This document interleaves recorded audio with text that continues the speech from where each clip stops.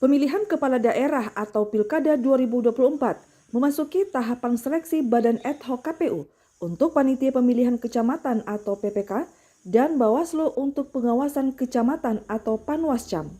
Tahapan seleksi Badan Ad Hoc mendapat catatan khusus dari dosen kepemiluan Universitas Samratulangi Ferry Daud Liando. Menurutnya, KPU dan Bawaslu harus lebih teliti dalam proses seleksi jajaran ad hoc. Pemilu 2024 yang baru saja usai menjadi pelajaran penting karena masih banyak penyelewengan yang dilakukan oleh penyelenggara di tingkat ad hoc, seperti penggelembungan suara hingga pelanggaran etik. Menurut Dekan Visip Unsrat itu, selain panduan normatif, ada kriteria non-normatif yang harus diperhatikan KPU dan Bawaslu dalam melakukan seleksi, seperti adanya kedekatan peserta pemilu dan calon badan ad hoc. Misalnya ada kriteria non normatif yang memang harus dipersiapkan oleh KPU agar misalnya seperti kemarin itu kan kita lihat catatan-catatan itu ada yang terbukti melakukan persekongkolan untuk menambah atau mengurangi suara segala macam.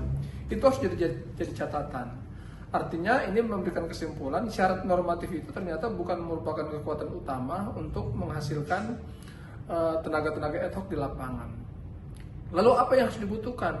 Ada prosedur-prosedur di luar dari ketentuan normatif yang memang harus menjadi catatan KPU. Misalnya soal kondisi seseorang, kondisi sosiokultural seseorang, atau misalnya track record selama ini.